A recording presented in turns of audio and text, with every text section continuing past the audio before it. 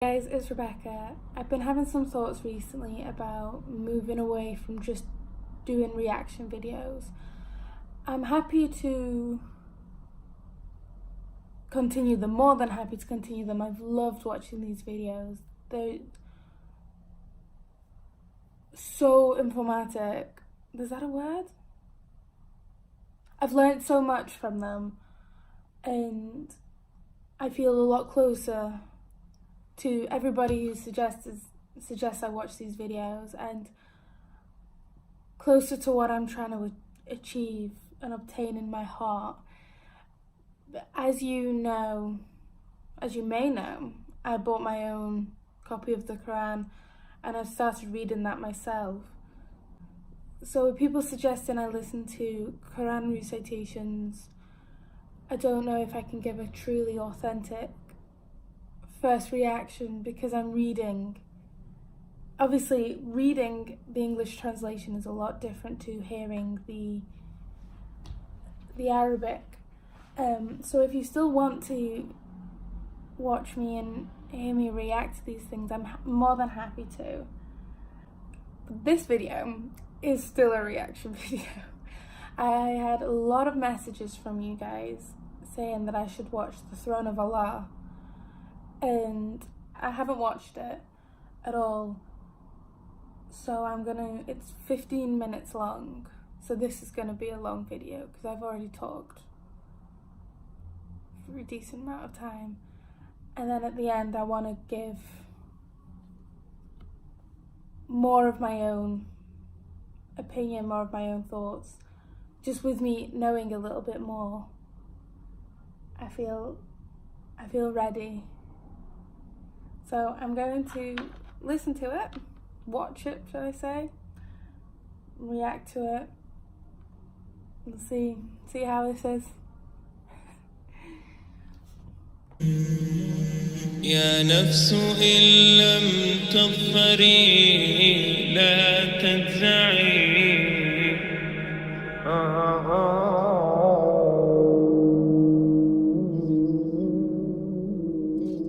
All the praise is for Allah, who is the author of all existence and the most generous to his creation, while he is also the all-compelling. He is the only one worthy of our worship, having no partners, no associates, no sons, no daughters, no one whom he must consult, and no one or anything which has any comparison with him. All the praise is for Allah, who is the King of all who claim sovereignty, the only one who has the right to legislate for his creatures. He is the giver of life. He is the causer of death, while death has no effect upon him, because he is the ever-living, the self-subsisting, the eternal and the only absolute.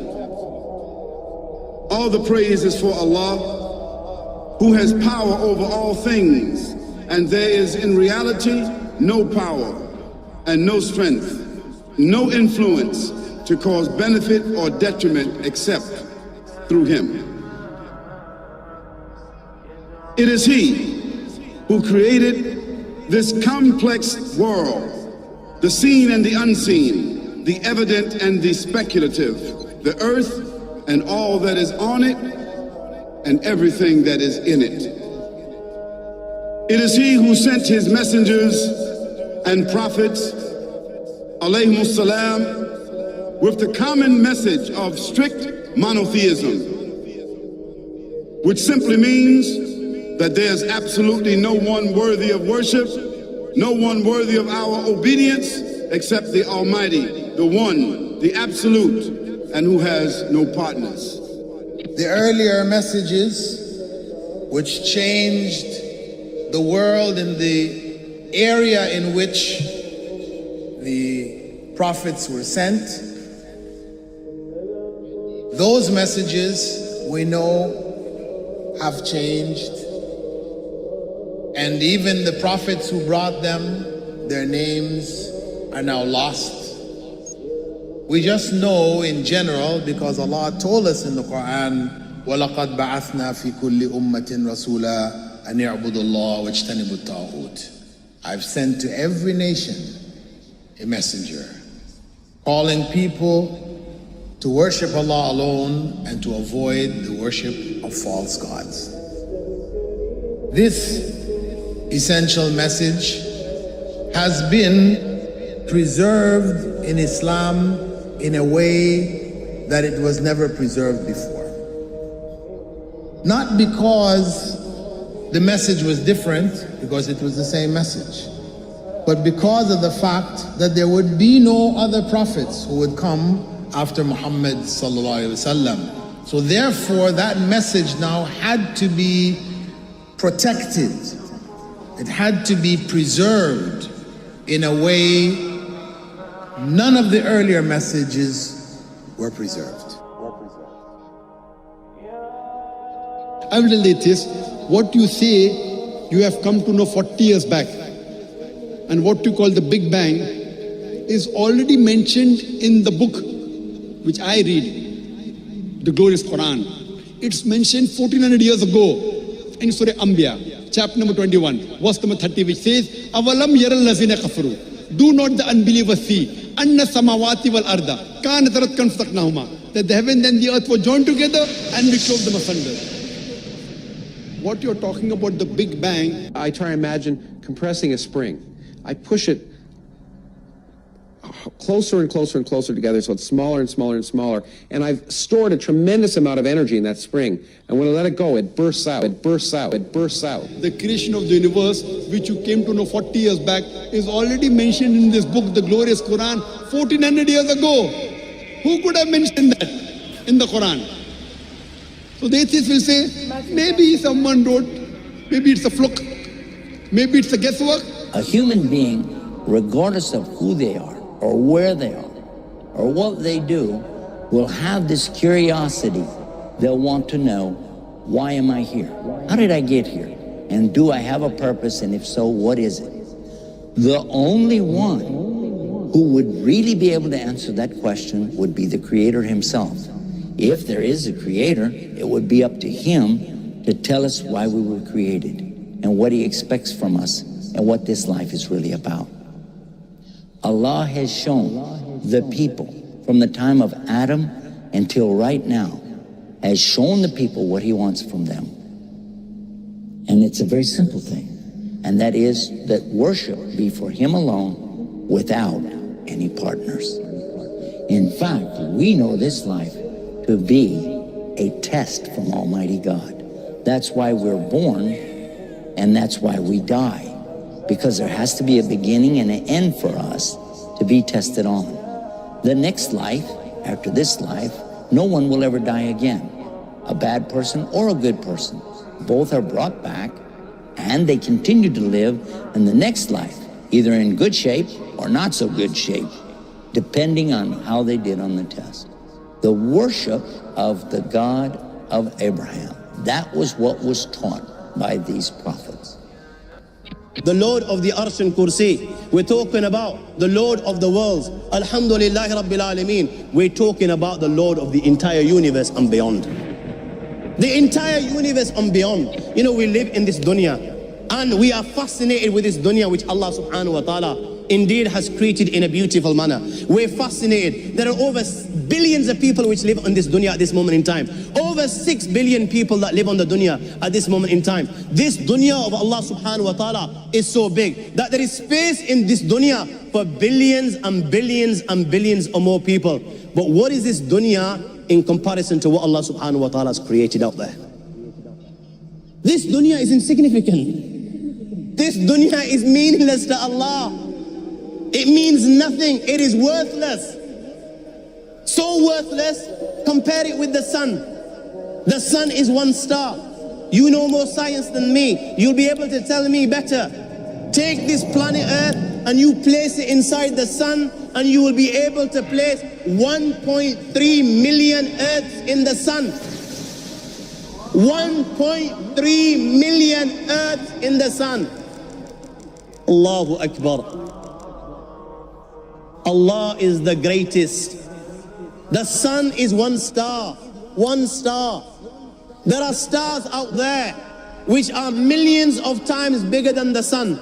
You tell me this, that you need millions and millions of stars to make one galaxy. And then you tell me this, that there are zillions of galaxies out there. Let me tell you on top of this, my friend. After this, whatever you see above, when you raise your head and you look above, whatever you see above, the zillions and zillions and zillions of galaxies, let me tell you, this is everything there is within the first heaven. Everything there is within the first heaven, and Allah is the creator of 7 heavens. 7 heavens. And the distance between the first heaven and the second heaven is 500 years. You know, the distance that can be covered in 500 years, at what speed? Only Allah knows. Only Allah knows. But it will take 500 years to get from the first heaven to the second heaven. 500 years from the second to the third, third to the fourth, fourth to the fifth, fifth to the sixth, sixth to the seventh. Every time it will take 500 years. After the 7 heavens,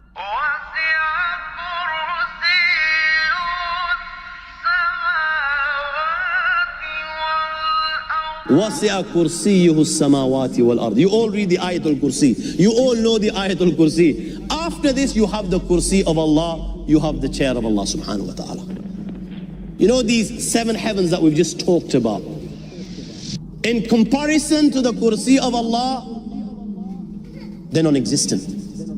They're meaningless. Rasulullah sallallahu alaihi wasallam has given an example in a hadith just to give us a little bit of understanding with regards to the 7 heavens in comparison to the Kursi of Allah. Take a ring from your finger, take it off, the small ring that you have, and place it, let's say, in a desert, the Sahara Desert. It's the biggest desert in the world. You know that ring that we take off from our fingers and place it in the Sahara Desert? What comparison is in between the ring and the Sahara Desert? Nothing. Nothing. The 7 heavens is the ring, and the Kursi of Allah is the Sahara Desert. After the Kursi of Allah, you have the Arsh of Allah. وَكَانَ أَرْشُهُ عَلَى الْمَاءِ. You have the Arsh of Allah. Again, Rasulullah has explained, so just so that we can understand. Take the ring, place it in the desert. This time, the ring is the Kursi and the Arsh is the desert. What is the Kursi in comparison to the Arsh of Allah? Nothing. Then you have angels which carry the Arsh of Allah. Their heads are in the 7th heaven and their feet are in the lowest earth. My friends, then you have the Lord of the Arsh al-Kursi. لا تدركه الأبصار ويدرك الأبصار وهو اللطيف الخبير. He is beyond the size of Allah, who Allah is, what Allah is. The greatness of Allah is beyond the comprehension of my little mind. This is the being that you and I are messing with.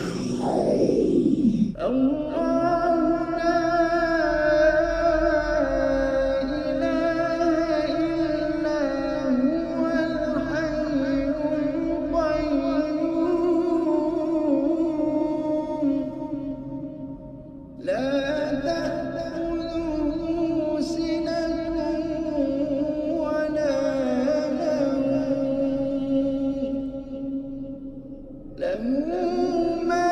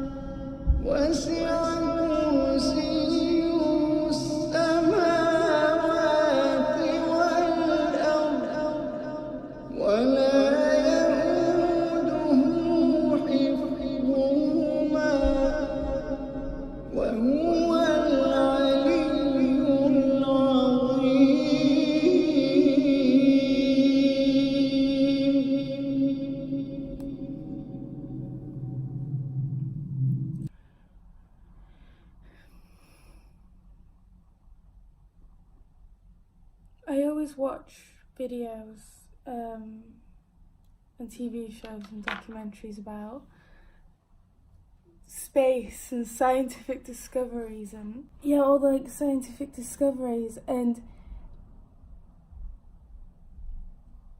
it always upset me how, no, it didn't upset me, it upsets my brain's comprehension trying to understand just the size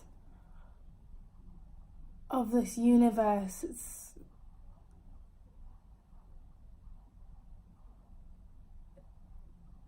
And to think it takes 500 years to go to each heaven, and there's 7 of them, and that's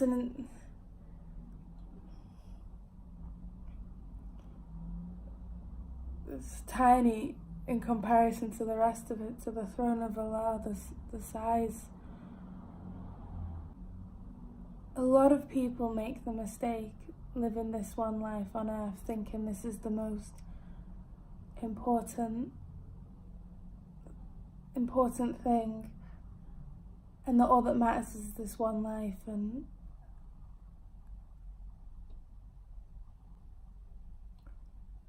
this one life we have on earth, we have to really get our priorities straight and work properly and be good, and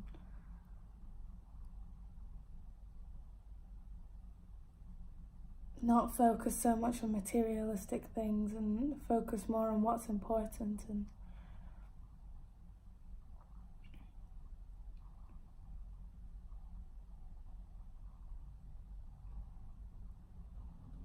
I'm so glad something in my heart, something told me that this is the path I should be going down. This is the route my life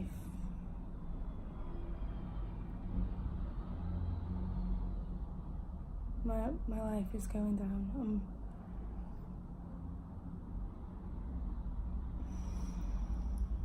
Even though my brain is struggling to comprehend all of this, I feel such comfort in knowing that this is all out there.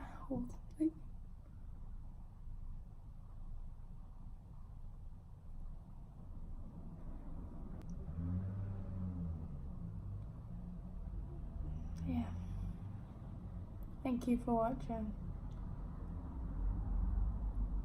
I'm gonna go read.